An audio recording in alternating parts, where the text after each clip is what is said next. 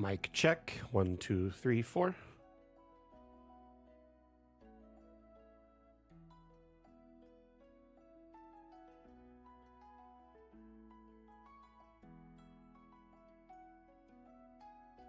Testing. 1, 2, 3, 4.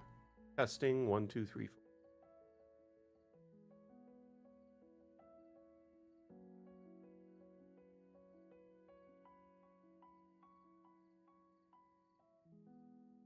Hello, Skull Sluggery.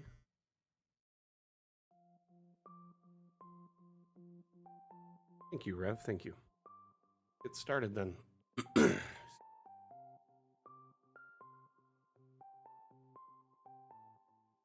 Welcome back, one and all. My name is Mac. I am the community manager for Dungeon Alchemist. I'm sure you are aware what Dungeon Alchemist is, as it seems like you are regulars here. But if you're not, Dungeon Alchemist is a map making tool that is available on Steam, allows you to build maps primarily set in a fantasy aesthetic for your tabletop games such as Dungeons and Dragons or Pathfinder, etc. For the most part, anything set in a fantasy setting, or potentially a steampunk or Western setting tends to do rather well within the Dungeon Alchemist aesthetic. Welcome one and all to our weekly stream. We call it Mapmaker Monday. By the way, my name is Mac. I'm the community manager for Dungeon Alchemist. Mapmaker Monday is a weekly stream we host every Monday, rain or shine, unless of course I'm like sick or something. But for the most part, the stream is dedicated to building a map live, so you can watch my process, ask questions, actually give suggestions towards the build, as well as you can ask questions about Dungeon Alchemist in AMA format, which means ask me anything. So if you have concerns or suggestions, feedback, you want to learn more about, map making, or you're struggling with a certain map making concept, maybe your Dungeon Alchemist is running poorly and you need some guidance, that's what I'm here for. So throughout the stream, if you need any assistance, please let me know and I will do my best to help you out. I'm a little, by the way, I feel like I'm kind of going crazy because I thought I did this whole section last week, decorated it all. So I'm confused as to why it's empty. The only thing I can think of is for some reason I didn't save before I exited. And then the autosave, I checked it before the stream, and the autosave was for the middle of the week a few days ago, which was Saturday. I opened the map on Saturday to show people on the stream the map, so it was open long enough for the autosave to overwrite. So had I not opened the map again, the autosave would have been, the work from last week. I could have opened that and been fine. But I sat there showcasing the map on, Saturday or whatever for a few minutes on the stream, and as a result of which, right, I do save often. That's the thing. I thought I did save before I exited, but I guess I didn't. Sierra games definitely were rough on me. You do need to save often. Sim games particularly, or King's Quest, I remember, pretty brutal.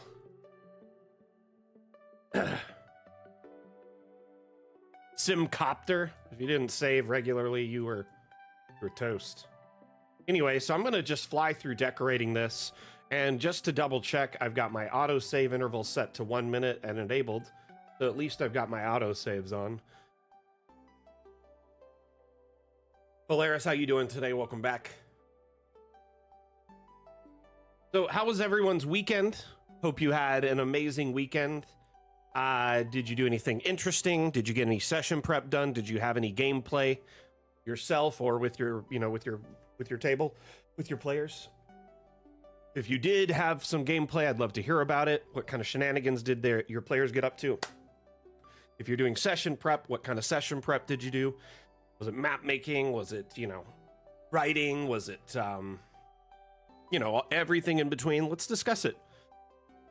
I actually got a game in yesterday. Played with my monthly group. A lot of fun. We'll get into it in a bit.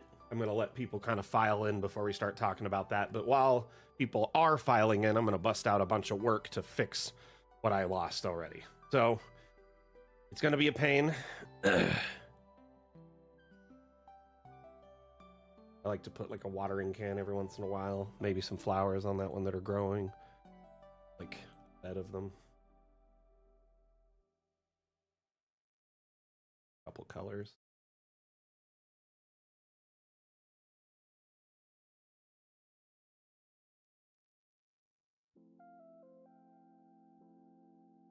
Nice. Yeah, if you did some RL stuff, didn't get any gameplay in, let's hear about that too. Sorry, I didn't think of mentioning that. We often get so wrapped up in discussing gameplay.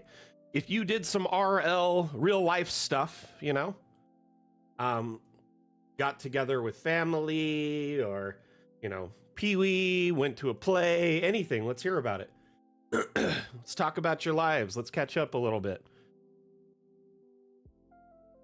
As for me, I'll kick it off. I spent Saturday kind of cleaning up in my garage before it got too hot because I was doing all these various projects around the house. There was like tools left everywhere on my benches and under my benches and not where they were supposed to be. So I started putting things away.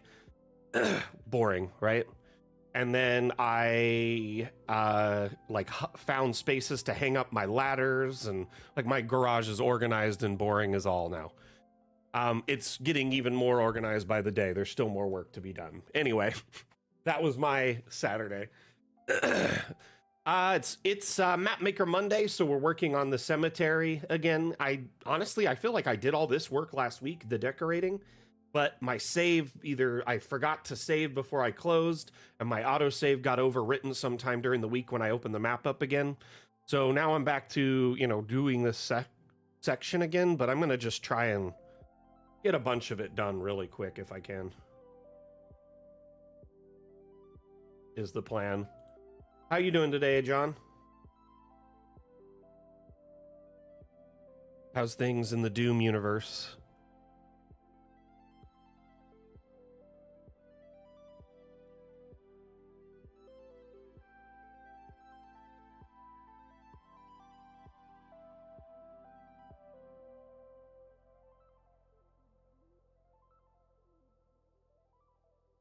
A hat. I like these little caps. Phone caps. Every once in a while, a top hat is also fancy.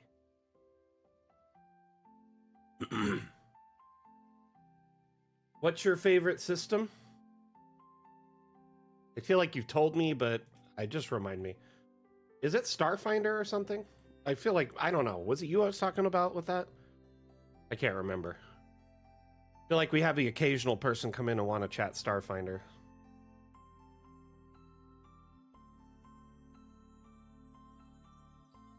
Savage Worlds. Oh, okay. Gotcha. How is that? How was that? How long was the session? Your players do well. It sounds like they enjoyed it. Let's hear more about it.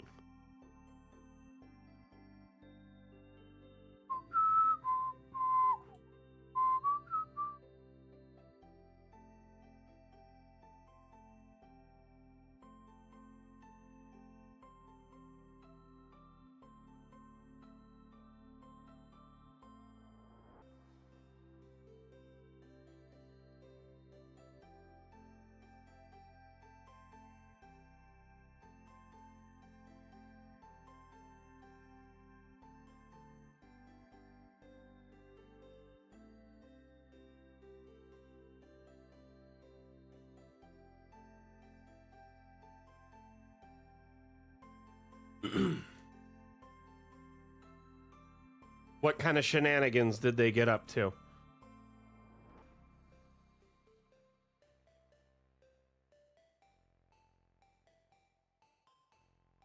Yeah, Rev, on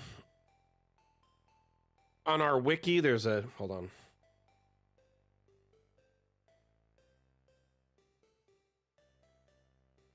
There is,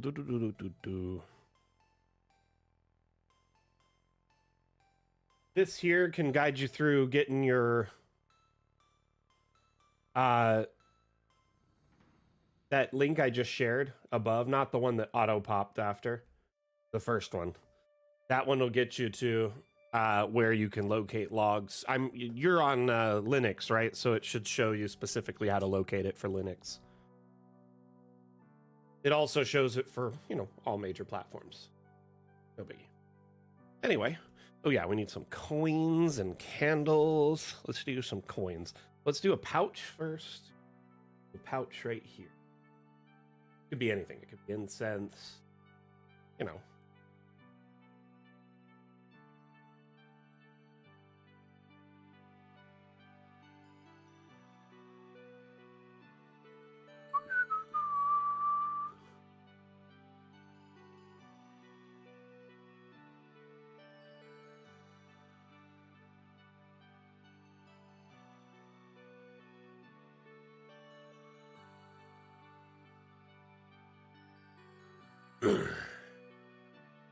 Went 4.5 hours, supposed to be able to fit into a condensed session. I let them discuss options a bit too long rather than reining them in for decision. Basically, the setting is you're on a ship.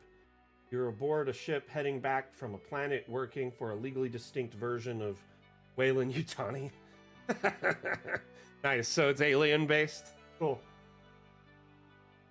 On the way back from the planet, a life form starts eating all the electrical systems on board. We were trying to deal with that.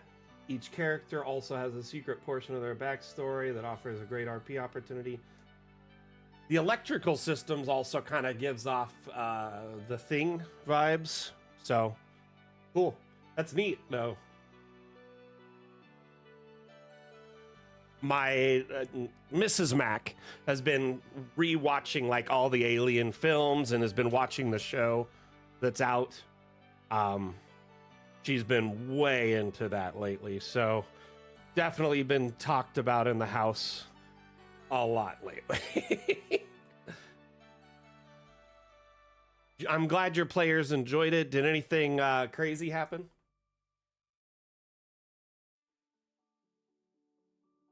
It's the a mutated version of the creature had wrapped itself around the reactor core. Dang.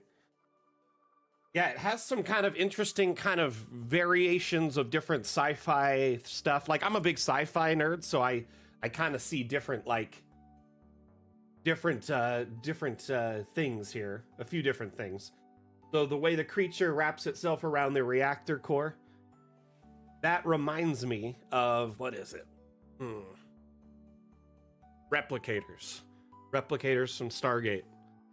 How they will like latch on to a core and then start turning the energy into matter. Crazy. But you're doing it with like a biological component, like an alien that's sapping the core. That's cool. Really cool.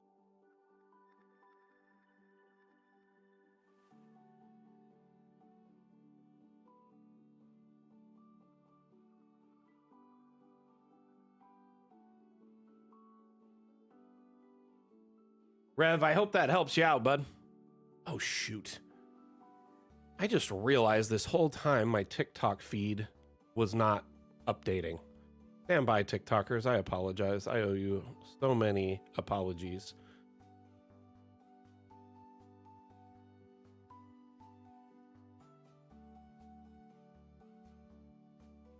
Okay. It does look cozy.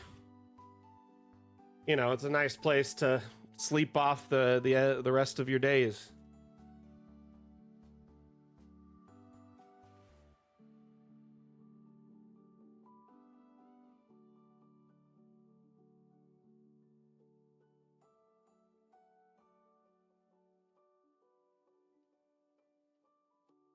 Oh no.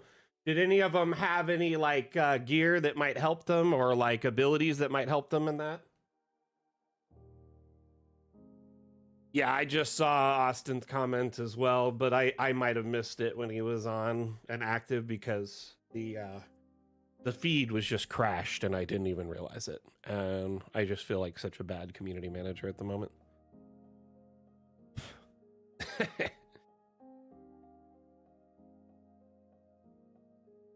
At it from this side and decorate. Let's do more flowers or something. something. I guess we could do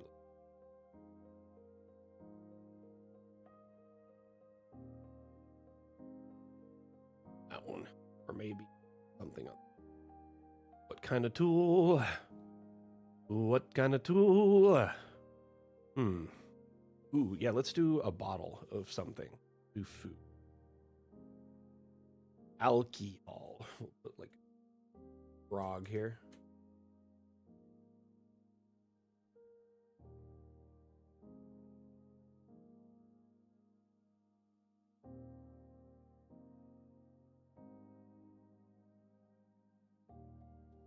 I kind of figured they'd be wearing like, you know, some sort of suit. Depending on how futuristic it is, it might be like they have reactive nanite suits, or they may be wearing a suit and just have to like attach their helmet, or it's like an auto helmet, like it's kind of like an airbag reactive helmet that appears if they, you know, are ejected out of into space. I've seen lots of variations of that stuff. That's really cool though, John. Let's see here. Over the weekend, I signed up for a virtual job fair in Finland next month. Interesting, Rev. That's cool. The character's secret backgrounds was he was affiliated with a pirate faction that had been tailing the ship, so he was able to get picked up. He had them rescue the other two as well. Unfortunately, one of the other three rescued owed the pirates some significant money, but that's where it ended. Oh no! Yeah, that makes sense. They were smart. They were smart, John. Nice. That sounds cool. Honestly, like the more I hear about Savage Worlds, the more I think it would be a fun, like, you know, kind of thing to try out someday. Excuse me.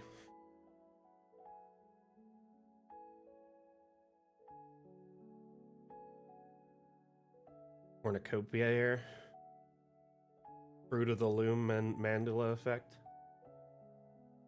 Gone. I started a campaign 2 weeks ago. The players are clearing out an old ruined temple complex, and it's slowly changing into their future bastion in between sessions. I renovate the place as the players. Nice. That's cool.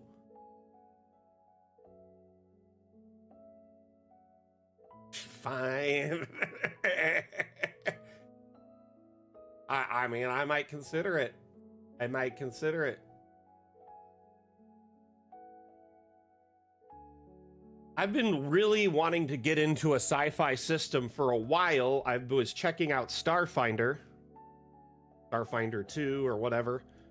And, you know, it's interesting to me, but at the same time, like, it's kind of overwhelming to learn a whole new, like, Pathfinder system and then Starfinder on top of that. So I just was I felt kind of overwhelmed is all, trying to learn it. Put something else over here. Let's put some flowers. Flowers.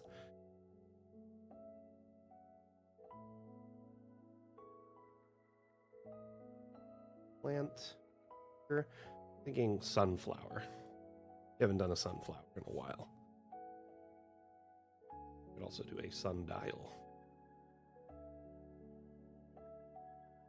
Sunflower chilling out. I think on here we could put a sundial. A Mac on a sundial.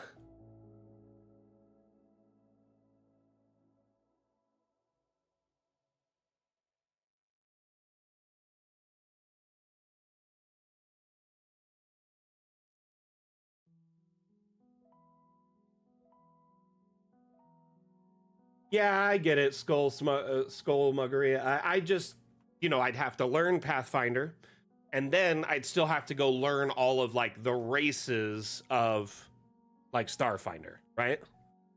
Uh-oh.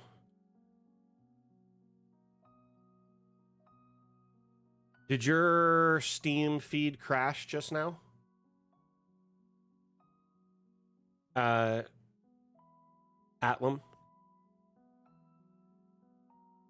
I'm good, Stormy Snow. So we're, you know, it just came back for me. So might have just been a temporary hiccup. We were talking about Savage Worlds, and then it kind of segued into I'm interested in playing a sci-fi system, but I feel like I don't think I could do it as a GM first. I'd probably want to be a player. So that's a whole, thing. Anyway. Let's put a small chest. I'm going to put this one here and then get like tiny chests. Okay. Gotcha. I wasn't sure if it's Skull's Muggery or Skull Smuggery. So, it could be either or. So, Skull Smuggery. Got it.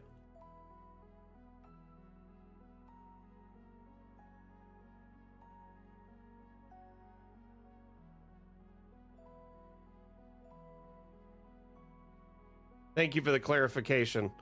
Sure, I'd been butchering your name like all day, so I'm sorry.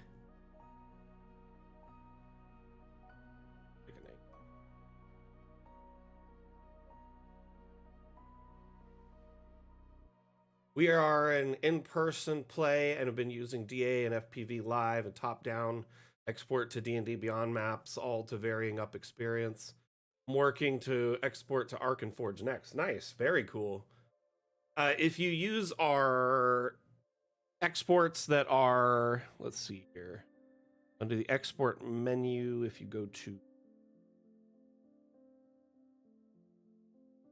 this map is so big.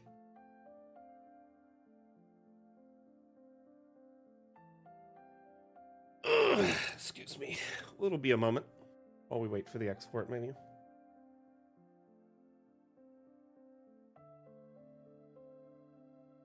So in the export menu, if you set it for universal VTT, I believe universal VTT works with Ark and Forge rather smoothly.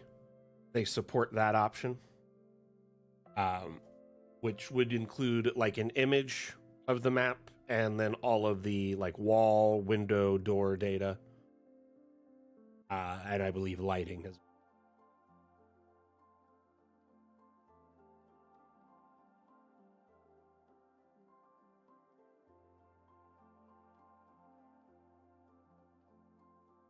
Saving. We're gonna save. We're gonna save again. Save twice.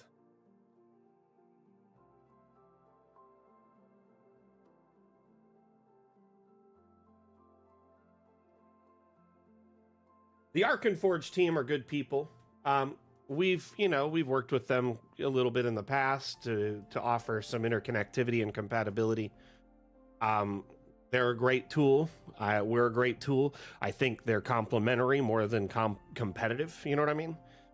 That being said, sometimes I understand how people just want to have kind of one tool to focus on or one tool for each type of style of map. Oh yeah, I never said it wasn't like, one thing or the other. I guess what I'm getting at is there are different styles, different different offerings, and I think at the end of the day, sometimes having both of them can be more beneficial than one over the other. Does that make sense? But it's nice to hear stuff like that, Sean. I appreciate it. So I just want to mention that we're live right now on multiple channels. This is a multi-stream. We're live on Twitch, TikTok, Facebook, Twitter, Steam, YouTube, and the list goes on. So I just wanted to point that out. If anyone's like, who is this guy talking to? Is he going crazy? No, I'm not going crazy. I'm just, talking to all these different chat feeds who have different people talking at different times.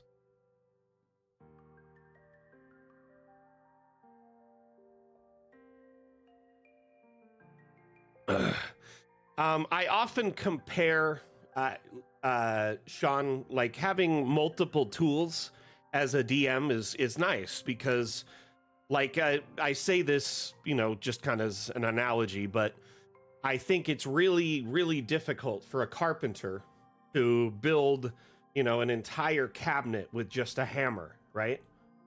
A carpenter, you know, they would need a bunch of different tools to take wood and, you know, properly cut it, properly, you know, plane it, properly, you know, miter it, all these different things to set it up to be a nice looking cabinet. So essentially, you need several tools to do, you know, one job effectively. And I say that for a DM, it's no different, you know. You know, whether it's, you know, great storytelling or allowing your players to kind of drive the narrative and have fun in RP, or, you know, you do good soundscapes to mix in with your gameplay. Your production for like audio and video is really good. Maybe you have a really cool environment you built in your home that's like really immersive for people to join in, or maybe you have some cool digital tools. All of these things are like tools in your belt that you can use to, you know, be a DM, GM that you find effective for your table. So at the end of the day, I think it's really important to understand that, yeah, like there really is no like one catch-all tool that does everything. And I think it's a good idea to kind of be nimble and be able to, you know, check them out and be open to different ones, or versatile in a couple of them.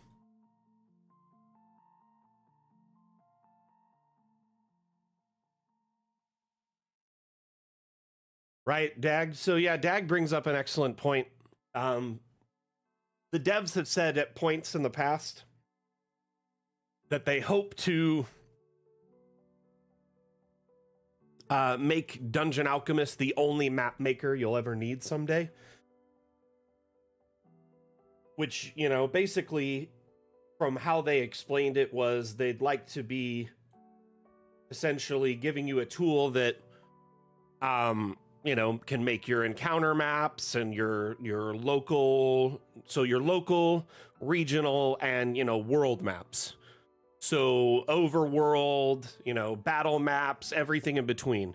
And we still have a long way to go to do that. Now, that wasn't necessarily planned as part of our like Kickstarter, you know, but I think with time they want to evolve Dungeon Alchemist into something like that, or have tools that pair with it that do that. So like a whole alchemist kit, you know, maybe Dungeon Alchemist, World Alchemist, you know, Game Master Alchemist, you know, a whole bunch of different things. Who knows? Man, I honestly, like, I used to do like projects with whatever tool I had. For the longest time, I only had like a little jigsaw, like a, you know, like a little handheld jigsaw for like cutting everything. I got it like 15 years ago. I had a single drill and a single jigsaw and like a handful of other like hand tools, you know, some, you know, but I had a decent amount of tools. But the thing is I didn't like think you need like all these power tools to be effective. And man, once you start getting them, it's fun. I now have like a nice, like big, like powered miter saw that my grandpa gave me, because he's kind of like retiring and he just doesn't have the like energy or ability to use his tools effectively anymore. And he's kind of in a smaller space now too. Anyway, so it's like he gave me a bunch of tools that like supplemented my existing stuff, and it just gave me so much more ability. Like in the last month, I've done so much. No, it's not a table saw. It's like it's like a radial, essentially like the kind that you can do miter cuts with and pull down. It's called a chop saw or a miter saw or like a radial arm saw. Yeah, that's another name for it. They go by several names depending on your region. But this one particular has a slide axis on it, which is nice. A lot of the radial arm saws just do this, right? They don't also do this. So it does both.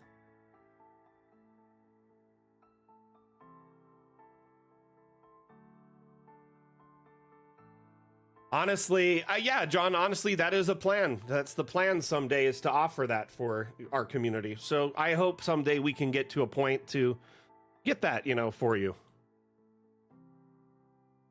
Adding sci-fi and modern to Dungeon Alchemist would be amazing, wouldn't it?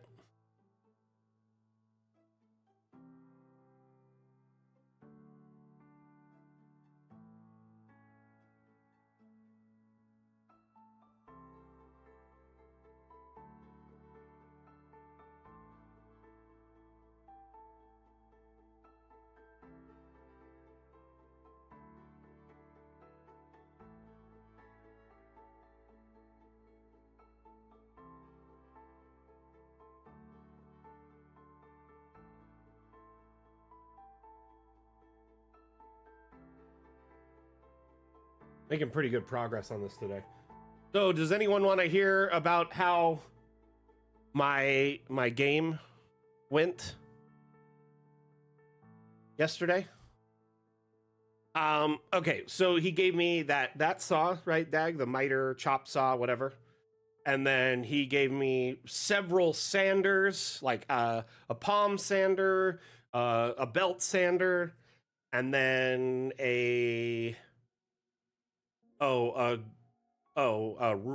what is it?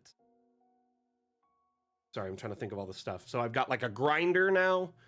He gave me a tile saw, like a reciprocating saw, a small. I already have a disc sander, so. Hey, Bruno, thank you for the follow. Much appreciated. Welcome to the Damn Fam. How you doing today? Let's see here. Circular saw, like, and it's an old Makita, like a heavy-duty Makita circular saw from like the late 80s, early 90s when they were like in their prime. And the thing is heavy duty. What else do I got? He gave me this old like Black & Decker drill, really cool, and it says made in the USA on it, so that's kind of neat. What else is there? Just a bunch of like little tools, like a bunch of wrenches and drill bits and shoot. I mean, I'm still going through it. 2 tool bags full of like chisels and random tools for jobs. Like, it's crazy, but I'm going through it and I'm sorting it to give some to my son and to give some to my brother. So basically, you know, I'm trying to give, you know, stuff that I already have, or make sure that my, you know, they each get some good stuff. But it's also fun because I'll pull out things that I didn't have already and add it to my collection. And yeah, so it's been pretty neat sifting through it. It's like Christmas. Okay, so yesterday my group got together. We have our, you know, monthly 4-hour session. And before we could get together, about the week before, one of our players unfortunately had to cancel. We were down a player, but the DM kind of understood how the character wanted to be played. They kind of have a more of a pacifist support role where they essentially will buff the party or, you know, debuff the enemy and make it so we have just a little bit more resilience as a group, or a better chance to win. So they don't really often attack unless they're like very threatened or worried. Anyway, kind of going on with that. So having that player down, it was okay because the DM was filling in the blanks and making sure everything was working. You know what I mean? Aside from this, though, this minor hiccup, which wasn't really that bad. We essentially were already in kind of this grind. It's like a dungeon called the Hollow. It's more of like a cave system with some like rooms and stuff carved out. It does have a dungeon feel to me. So in this dungeon, we've been kind of just running through it, clearing it out. And during our escapades, we ended up finding like a bunch of secret chambers, and it made us like an easier path for us to like navigate the dungeon. So we were able to clear a lot of it without like running into main opposition and stuff. So going into this session, we were kind of just in this last room we had cleared by sneaking in through a secret door. And so we were trying to decide where to go. And essentially we'd cleared all around except for one corner room. And this one corner room, we knew there was a guy in there because we kind of spied it out. So, and then below us, and like it was a square room that we hadn't been in. We kind of assumed there was a boss in there because all the doors had traps, varying magical traps, and it had a special key that we had yet to locate to open. Scooby-Doo on TikTok says, I'm putting together a new campaign group due to scheduling issues one of my players used to.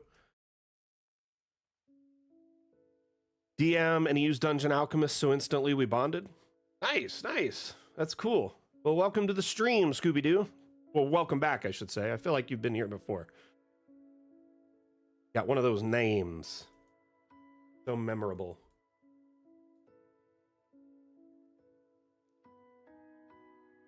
So, essentially,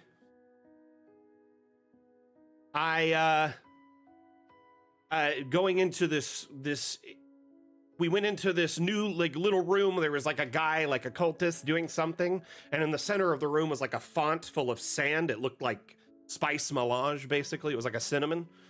And then we immediately went into initiative, started fighting the guy, took out the dude, and when he died, I guess he was keeping whatever was in the font contained, and it was like some kind of sand fiend. And it was kind of had like a swirling dust aura around it that made the area obscured. Anyway, we took that out in like 3 rounds. We took a short rest, and then we just looked at all the different traps entering into the one room, and one of them was a physical trap. So we're like, let's do the physical trap. It's the easiest one to negate, right?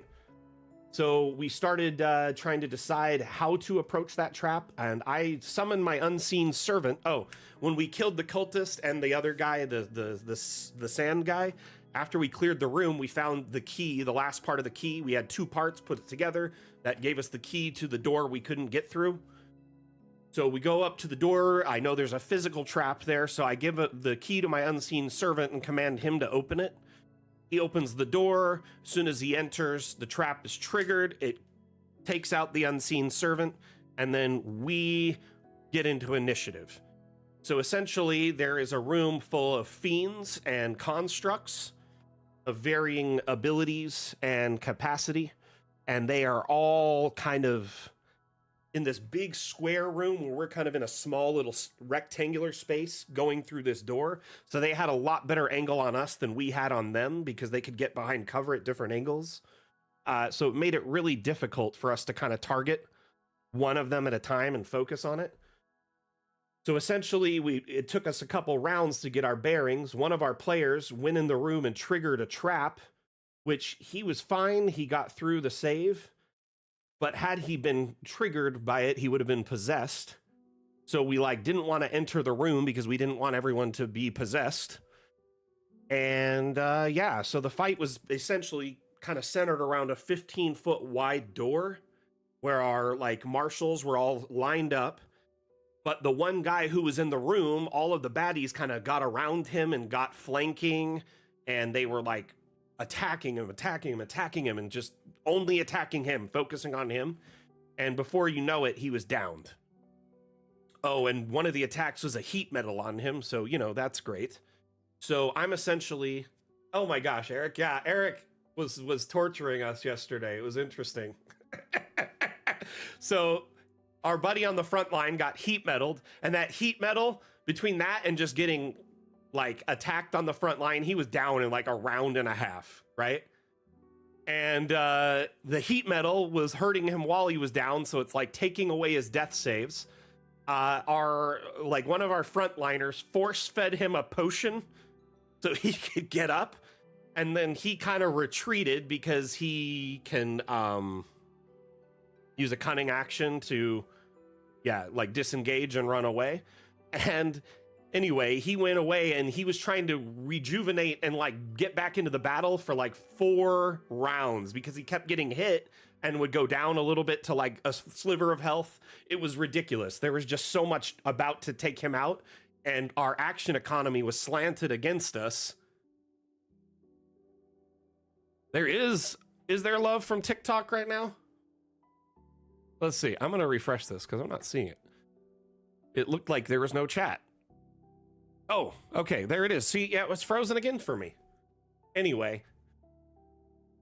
So this room, yeah, we opened the door. I immediately, my first attack was Fireball. I hit the main kind of big fiend and a couple other ones. And then, yeah, the whole thing at the confrontation at the door was happening. The heat metal thing, the guy gets downed. He comes back up. We kind of shift frontliners, so our paladin's on the front line and our cleric, and they're kind of tanking everything.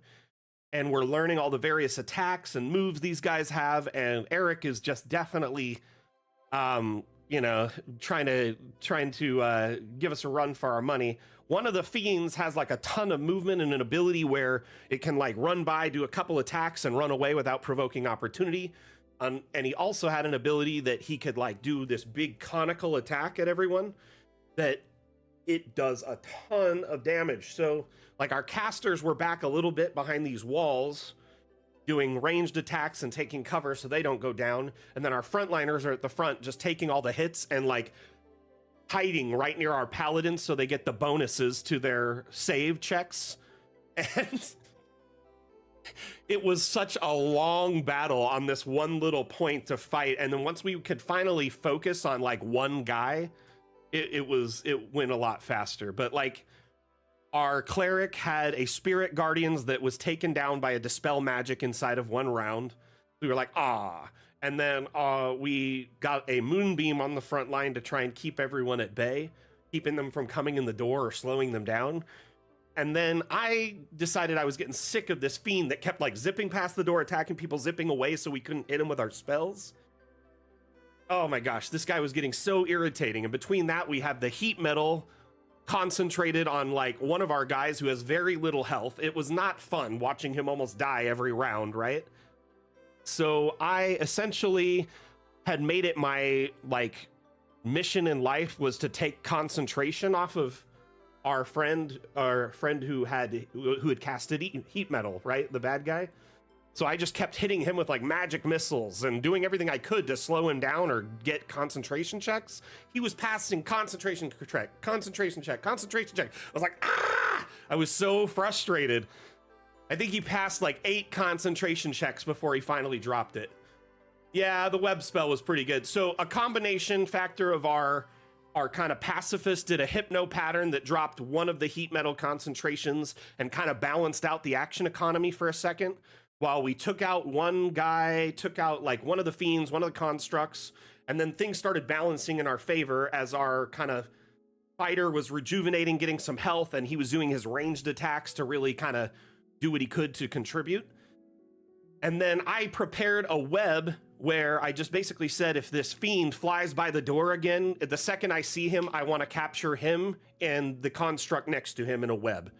And the dude came by and caught him in a web, and man, that's when the tide of the battle changed immediately, because myself and the other casters could not get a bead on this main dude, and he had the heaviest hitting attacks and was shredding our front line every time he came by.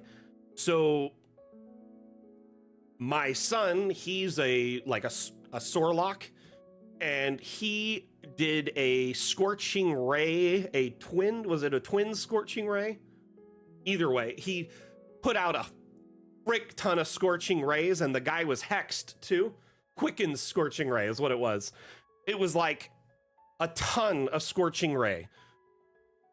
And then he got 2 crits and a bunch of damage. It was like 100 total damage from this.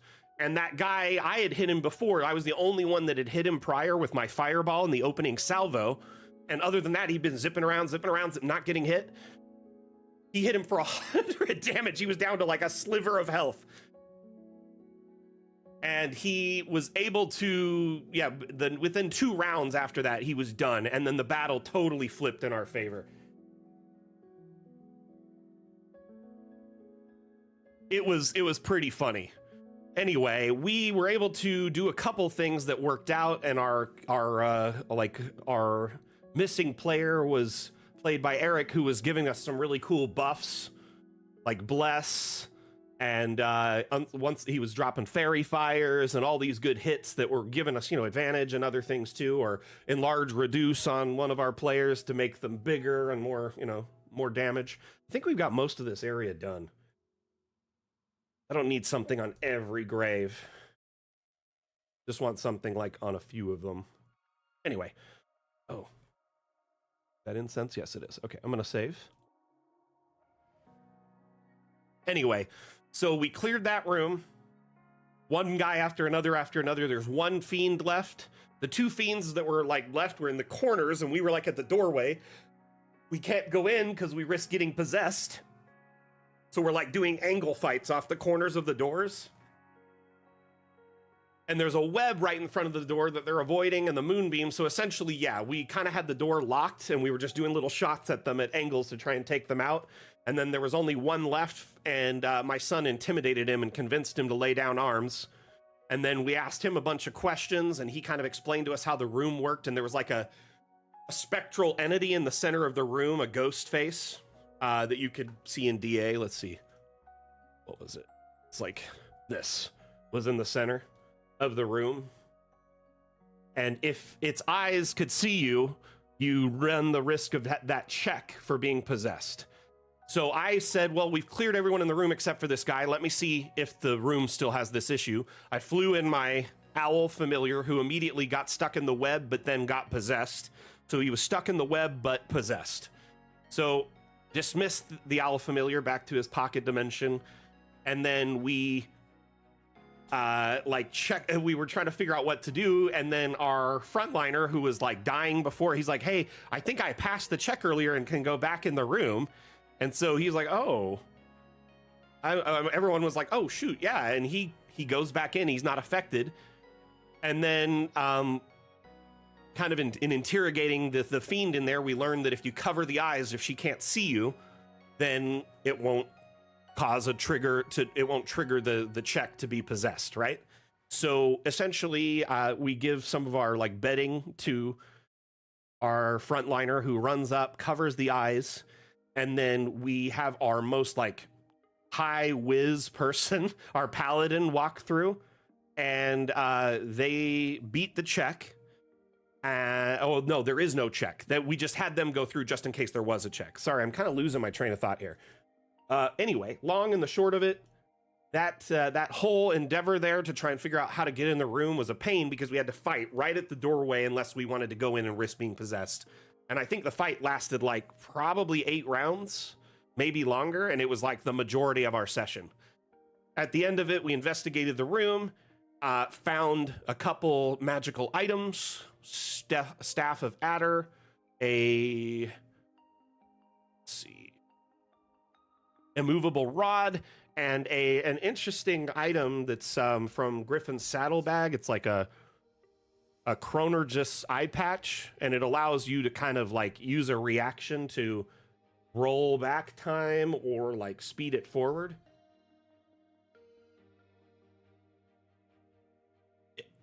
I think because we were like kind of stuck in one area where it was like a line that we couldn't pass unless we risked really putting ourselves at a disadvantage, then we kind of slowed the fight down. And because we couldn't target any one guy right away until we kind of controlled the middle zone, it became a struggle. But once we kind of locked in and all picked, like the frontliners were focusing on one target and then the ranged people were focusing on one target, it worked out. We really locked in.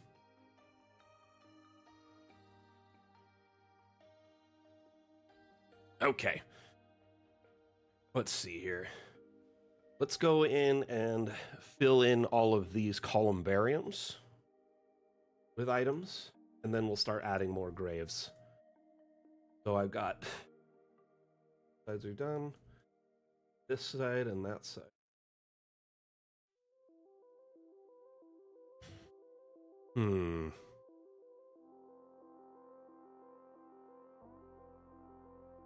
Handle be huge.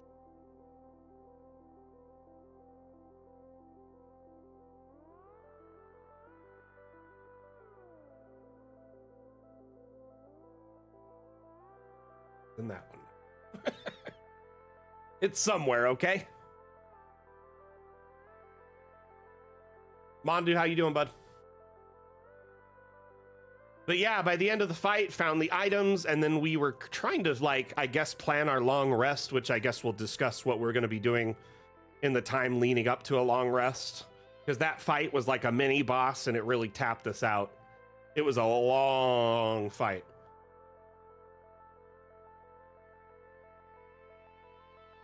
We'll figure it out. But I have some plans because we kind of already took one long rest in a 24-hour period, so we can't for a little while.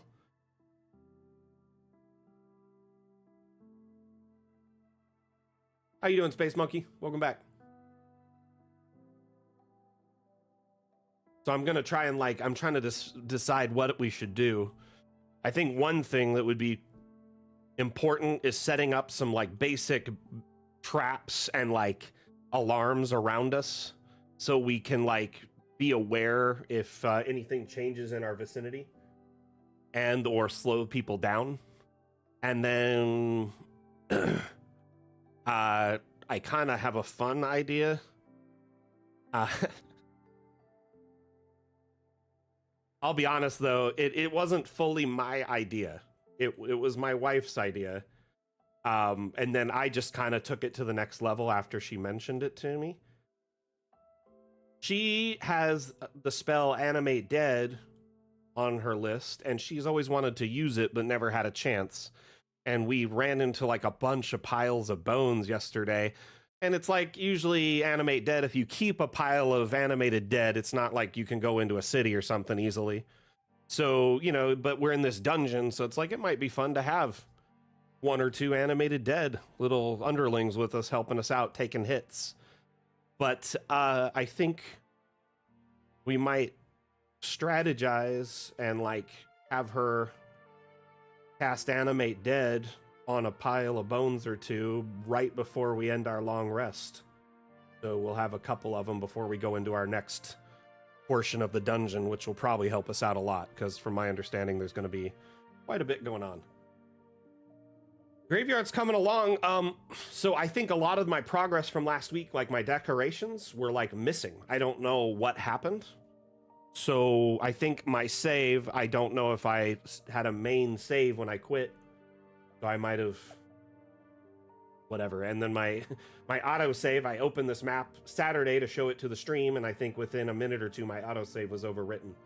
So I just didn't notice that my work was regressed right away, which my auto save being a minute is kind of problematic there, right? Anyway, Fondu, what you up to today?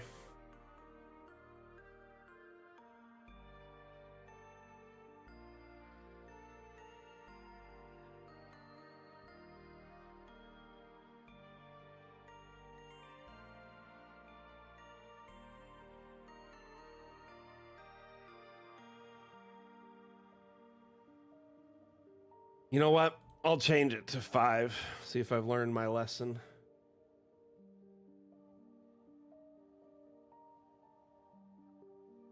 Just with a big map like this, I really like it to be more frequent. But it is what it is. Let's put a bottle of wine. Ooh, that's Max Homebrew.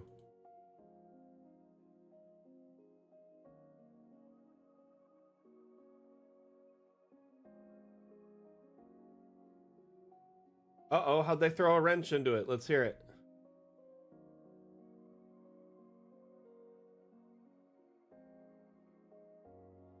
Look here, beehive. This one's good. We might do one more thing in one of these. A couple more. So what should I put? Let's put a helmet.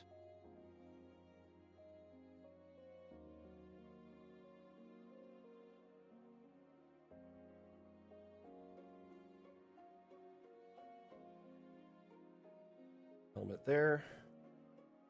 Pretty little helmet. And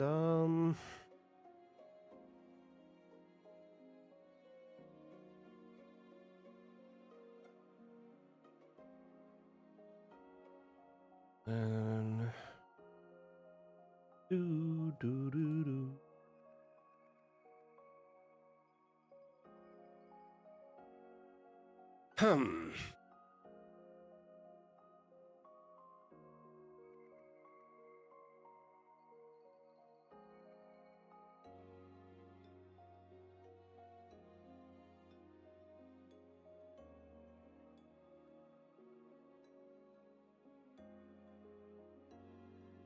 So at the moment, we don't have greater restoration or the ability to remove a possession in our party.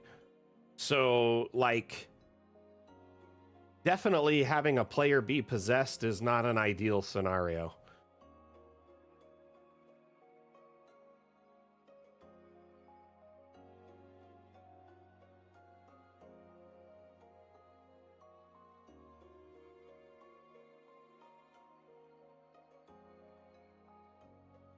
Oh, I feel like you told me this story the other day, didn't you? Or did you mention it in Discord a little bit? Keep talking though. I'm sure other people want to know about it. Yep, in Fantasy Las Vegas, but they also like rare animals are prized there or something, so he put himself at risk. Is that what it was? I feel like I read this in our Discord. Continue though. Continue.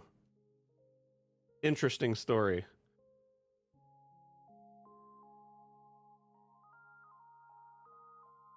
Massive bottle.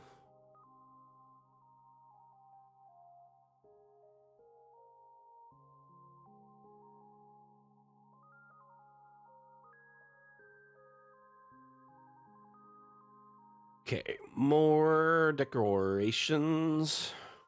What should we put in here? Put some snake oil in here. Why not? And then we could put a bag.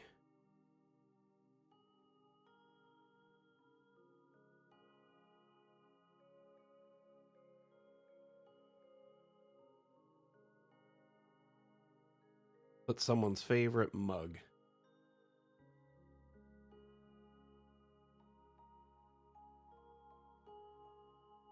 Let's do a locket.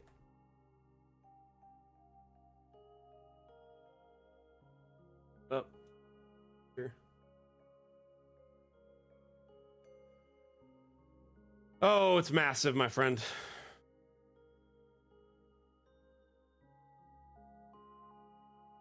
$85 by $82. It is one of the longest maps I've attempted to build, and or like the largest maps I've attempted to build. And honestly, I'm starting to realize I bit off a bit more than I could chew with this, because I do insanely detailed maps, right? I love to detail my maps, like with an extensive amount.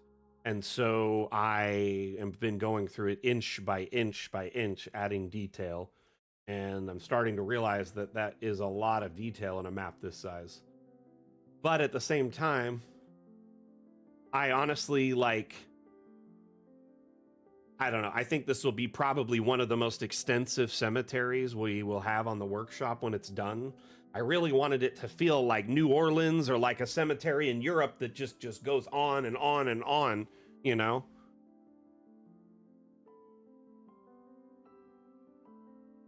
The thing is like, there's a lot of work that needs to be done still. I've got these columbariums here, and then this area, we called this kind of whole area the sardine can, because the graves are really packed in.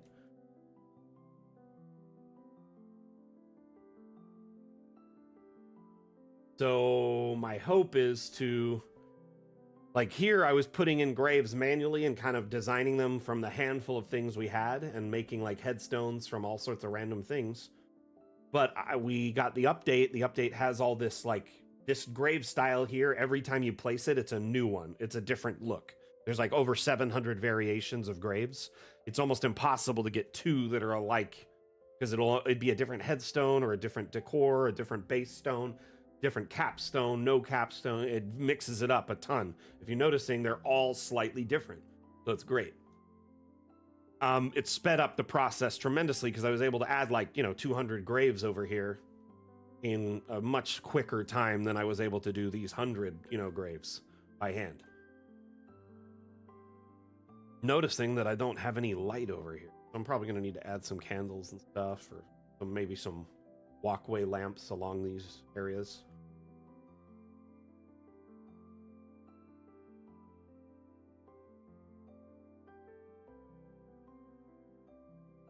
I mean, is there a particular grave you're looking for?